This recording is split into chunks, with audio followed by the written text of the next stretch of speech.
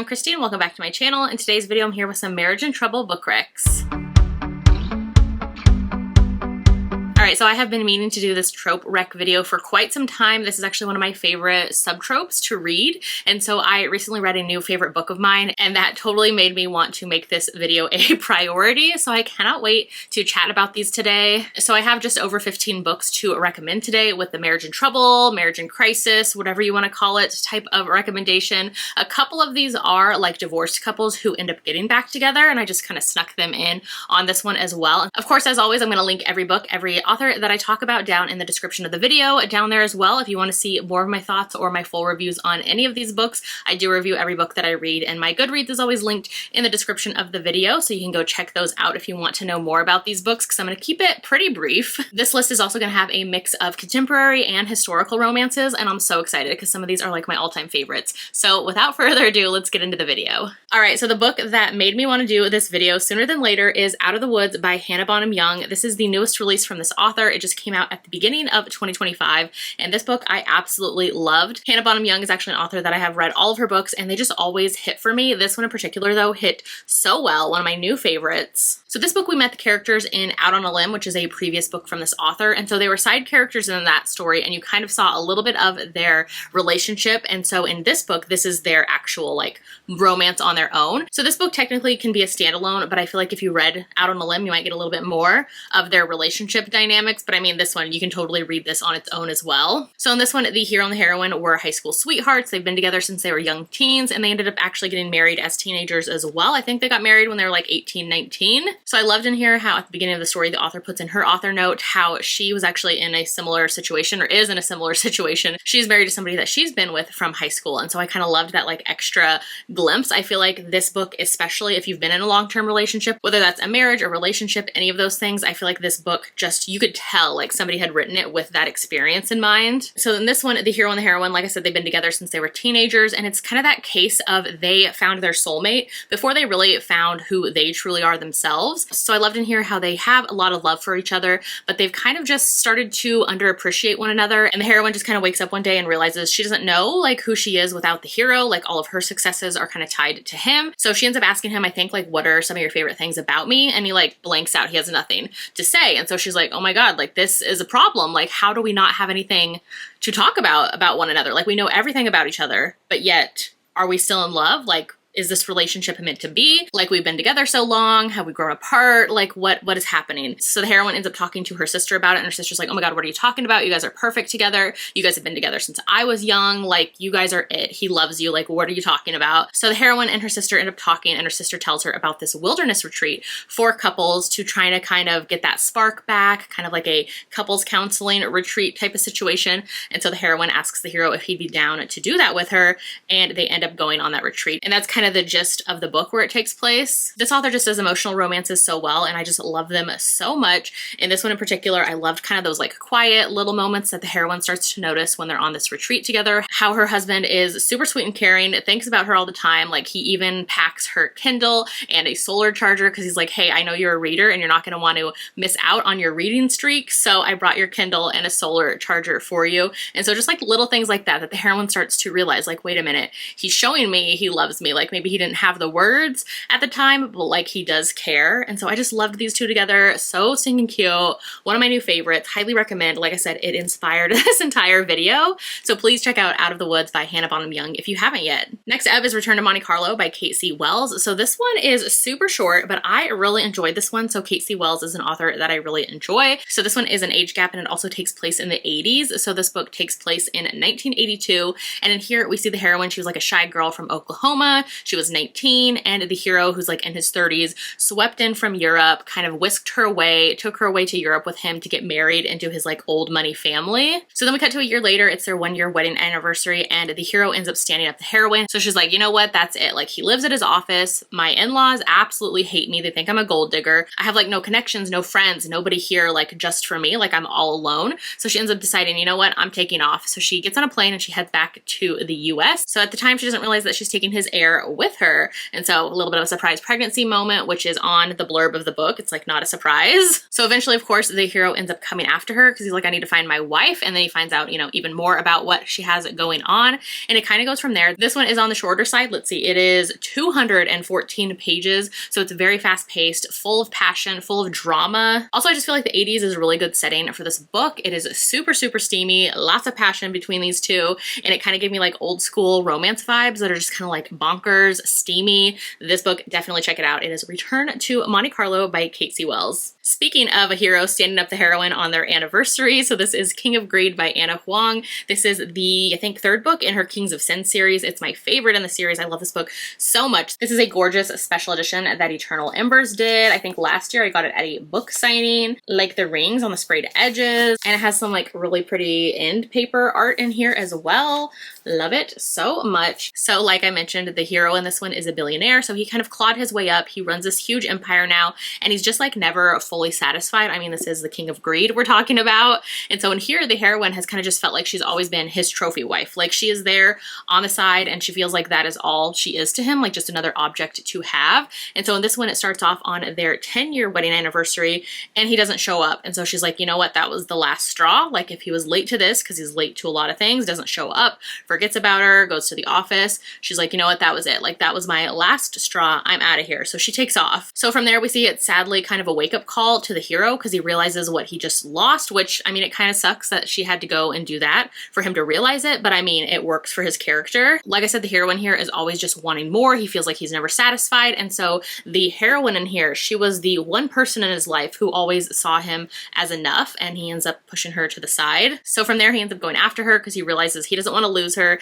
He's willing to do whatever it takes to win her back. So I love some groveling. So like I mentioned, it was a bit of a wake-up call for the hero in this one. He realizes that he doesn't really know his wife anymore. He took her for granted, and he, like I said, wants to win her back no matter what it takes. So if you want to check out this one, this is King of Greed by Anna Huang. Next up is The Homewrecker by Sarah Kate. So this is another really gorgeous special edition. This one is from Hello Lovely that they did for their, I think, Trope of the Month box. So this one is a little bit unique. It is an MMF romance, and in here we have a married couple and then the other hero that they end up bringing into their marriage. So there is cheating in this one, so just know that before going in if that is a no-go for you. This one's very steamy, but it's also more than that. So it's about kind of finding family, acceptance, religious recovery. I feel like this series in particular does that kind of religious recovery, religious trauma really well. So like I mentioned, the couple in here, they are married. They've been together since college. They're currently kind of trying for their second child. So in this one, the couple, they feel like their marriage is just very routine. They've kind of lost the spark. They feel like their partner is slipping away from them, but they're kind of afraid to bring it up, afraid to confront that. So the other hero kind of comes in at the perfect time. He is a sex worker who works at a club that the hero's sister-in-law owns. So he's also best friends with the other hero's brother growing up. And so he's kind of been in his life for a while, and he ends up needing a new place to stay. So the hero and the heroine have a pool house on their property that they let him stay at. So the hero ends up coming into their relationship at the right time, into their marriage, into their lives. And he kind of like is the glue that holds them together, but he also is just kind of the person that they can finally learn to communicate through and with. And so it kind of goes from there. MMF, very much found family vibes. So this is The Homewrecker by Sarah Kate. Next up is Heart in the Highlands by Heidi Kimball. So this one is a historical romance, and in here we have an arranged marriage between an English heroine and a Scottish hero. So basically their fathers wanted to arrange the couple to be married. And so the hero and the heroine, they both kind of came into it with the right intentions. They were both like, you know what, let's have an open heart, open minds. We're going to get along, become friends, like see how this is going to work out. But then the day after their wedding, the hero ends up disappearing and he takes off for 4 years. And so now he is back in the heroine's life. This one, I just really love the writing. It is a closed door, no steam. So if you want historical romance like that, definitely check out Heart in the Highlands. Next up is What We Broke by Marley Valentine. So this one is an MM, very emotional. At the beginning of the story, we see the two heroes. They end up going through this massive loss and kind of dealing with it in different ways. And so we cut to a year later and they are both struggling with that loss, with that grief, and they've gone very different paths. You see that their marriage and their family, they have a child together, is just falling apart. This is one where it is very emotional, but it is one of those families that you really root for them to get back together and just find happiness again together. This one, like I mentioned, it has heavy content warning. So in here, there is stillbirth on page, there is suicidal ideation, there's alcoholism, self-medication, all of those things. So definitely take care of yourself before going into this one. But I love this book, very emotional, so good. Next up is Letters to Molly by Devney Perry. So this is the second book in her Mason Jar duet. These two books in this series are very emotional, which I love. So this one is actually a divorced couple and they are co-parents to their children. So in here we kind of see the 15 years of their relationship. We see flashbacks when they were first married, their marriage, kind of how things fell apart. Basically in this one, the hero and the heroine, their marriage was already struggling, and so they decided to take a break. During that break, the heroine ended up cheating, and so that immediately led to this very quick divorce. Like no questions asked, they didn't talk about it, just immediate divorce.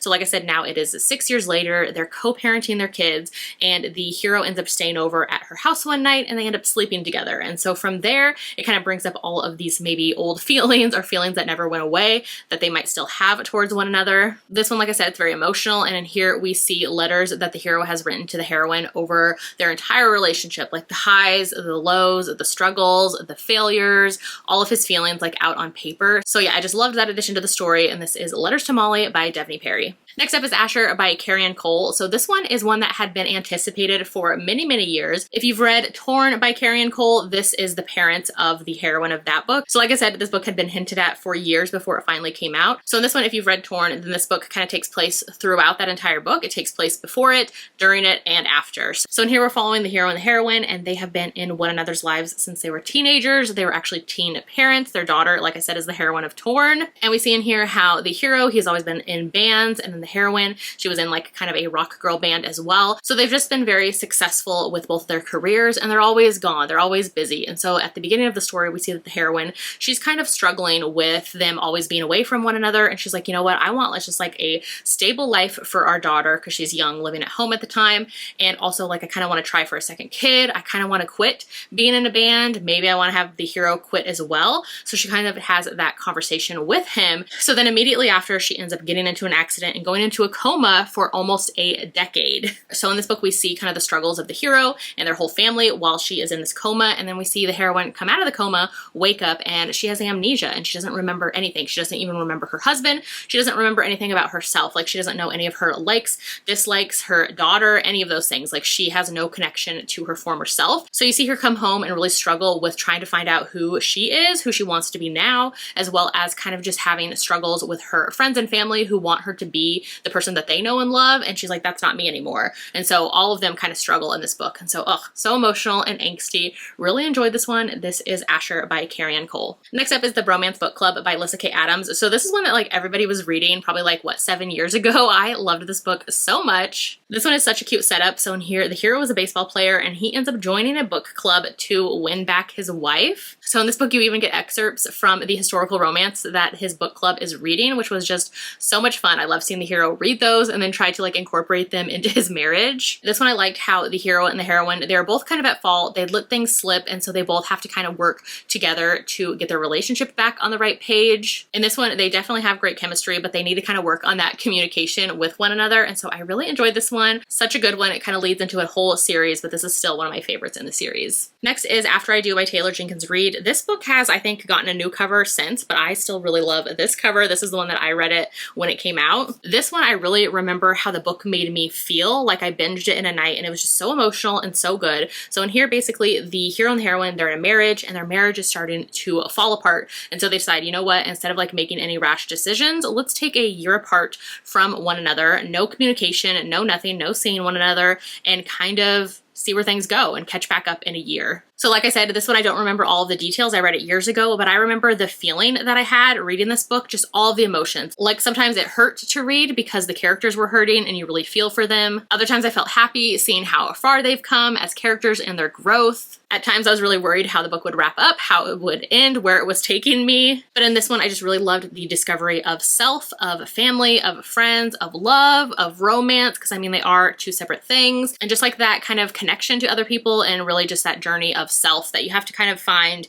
before you can maybe be back with the person you're supposed to be sharing your life with. So this is After I Do by Taylor Jenkins Reid. Such a good one. All right, so now into some of the historical romances. So first up is Lady Isabella's Scandalous Marriage by Jennifer Ashley. This is part of the Mackenzie and McBride series, which is one of my all-time favorite historical romance series. I've read them all the novellas, all the series, the spin-off, the second gen. Love them so much. So in this one, we see how the heroine has always kind of caused a scandal. Basically, when she was 18, it was her coming out ball, and she ended up leaving the party and going and eloping with the rakish hero. Then they had 3 very turbulent years of marriage, and then she caused a scandal again by leaving her husband. So in this story, the hero is an artist, and the heroine basically finds somebody who is kind of forging her husband's paintings and trying to claim that they are him, and so she ends up going to her husband because of that. So now they're around one another again. The hero is part of this huge big family, and so the heroine has all of his brothers and kind of sister-in-laws and things like that in her life. And so it kind of goes from there. Love this one to pieces. This whole series is just so good. Highly recommend reading Jennifer Ashley. Next is Lord of Darkness by Elizabeth Hoyt. So this is a book in the Maiden Lane series, which again is one of my favorite historical romance series. So Elizabeth Hoyt always has gorgeous covers and of course these gorgeous double page step backs as well.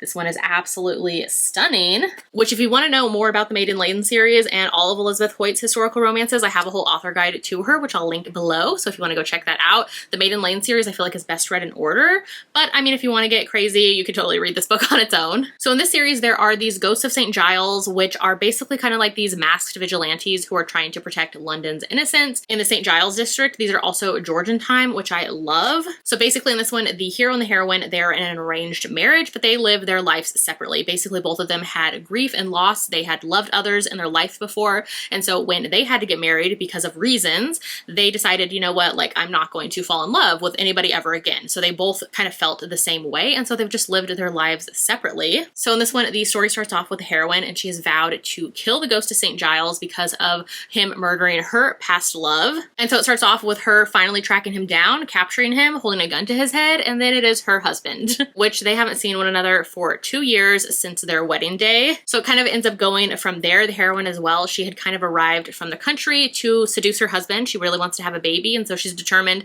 to get a baby no matter what it takes. This one, very emotional. Like I said, the hero and the heroine both have loss in their lives, and they kind of had both wanted to not get in a relationship or have those feelings for somebody again to get them ripped away. So it kind of goes from there. So good. Such an emotional one. Highly recommend the entire Maiden Lane series, but Lord of Darkness is definitely one of my favorites. All right, next up is The Day of the Duchess by Sarah MacLean. This is such a good second chance romance between a married couple. Here is the gorgeous cover, and then we have this beautiful step back moment as well. Sarah MacLean is an author that I love. I have read majority of her backlist, only her like most recent series I never got caught up on, but all the rest, I love them so much. Her older books like these are some of my favorites. So this one is, like I said, a historical romance, and in here the hero and the heroine, they're living their lives separately. They are estranged, and so basically it starts off with the heroine showing up at Parliament, and she is demanding a divorce from her husband, who is the Duke, and so he basically makes a bargain with her, and he's like, okay, Parliament is closed for the season. How about we come back in 6 weeks? I will grant you your divorce once Parliament is back open, but until then you have to come away with me to my country estate and help me find a new duchess as your replacement. And so it kind of goes from there, but all along the hero is like, this is my master plan to woo my wife back into my life. This is one where they both hurt one another in the past, so they have a lot of loss to go through and to grieve and to forgive and to kind of overcome together and learn to communicate. A lot of angst in this one, the loss, the heartbreak, the grieving, the forgiving, the having to like make up for things. Such a good one. Highly recommend if you haven't checked out Sarah MacLean yet. All right, next up are a couple more historical romances. So we have The Lady Who Came In From the Cold by Grace Callaway. This one, so good. And in this one, I really love how it's actually the heroine who has to do the groveling. So in this one, it starts off with the hero and the heroine, and we see that they've been married for years. They have 3 sons. They have a very like blissful marriage. There's still a lot of passion between them. This book is very, very steamy. And so basically in here, at the beginning of the story, the hero ends up finding out that the heroine has kept these secrets from him their entire relationship, where he finds out that she was actually a spy during the Napoleonic Wars. And so he just feels like their whole life is a lie. Like, does he even know her? How could she?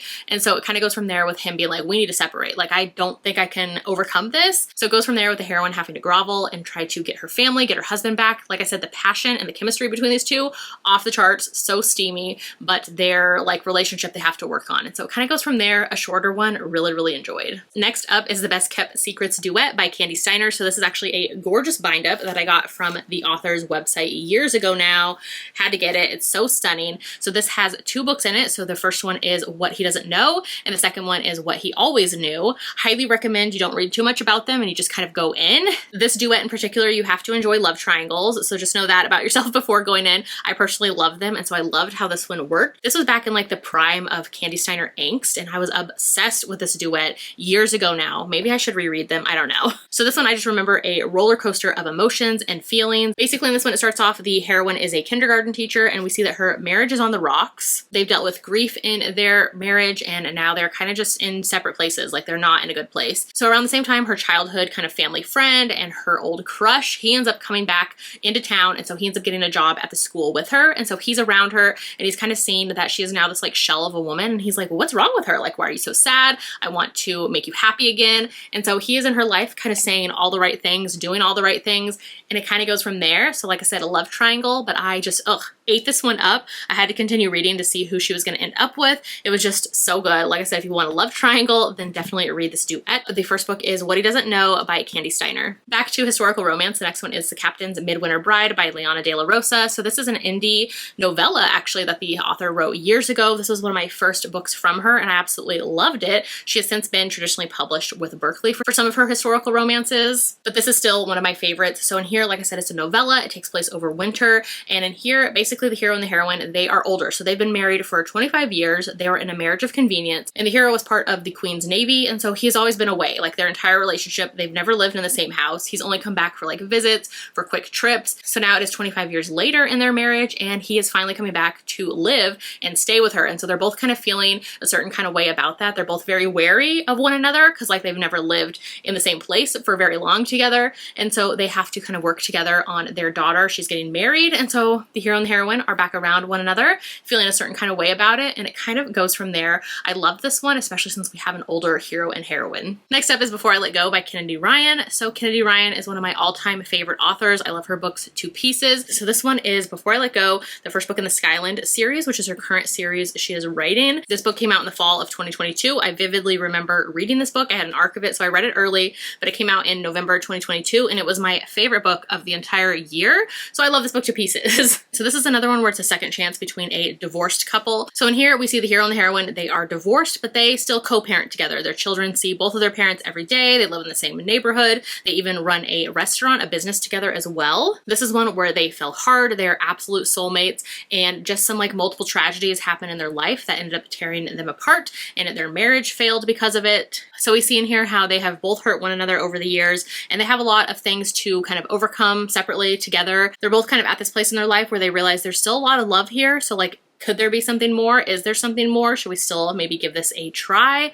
So good. Love this one to pieces. Definitely read Before I Let Go by Kennedy Ryan. All right, next up I have 3 bonus ones. So actually this rec video will have 20 recommendations, which I love. I always love like giving more than less, because I feel like if you've read some of these, you'll want some other recs that maybe you haven't read. So hopefully that's the case. So the 3 that I also have to talk about, one of them is on my TBR. So this is A Wicked Kind of Husband by Mia Vinci. This is a historical romance that has been on my TBR for years, and it is between a married couple, I believe, and their kind of marriage in crisis moment. So I definitely want to get to this one. 2 other ones I wanted to mention, which I don't personally love them, but maybe you will. So the first one is Forget Me Not by QB Tyler. This is one between a divorced couple, or they're getting a divorce. And so the hero has amnesia because of something that happens, and he doesn't remember that they're divorced or getting a divorce. And so he just remembers his wife and him being in love. And so it kind of goes from there.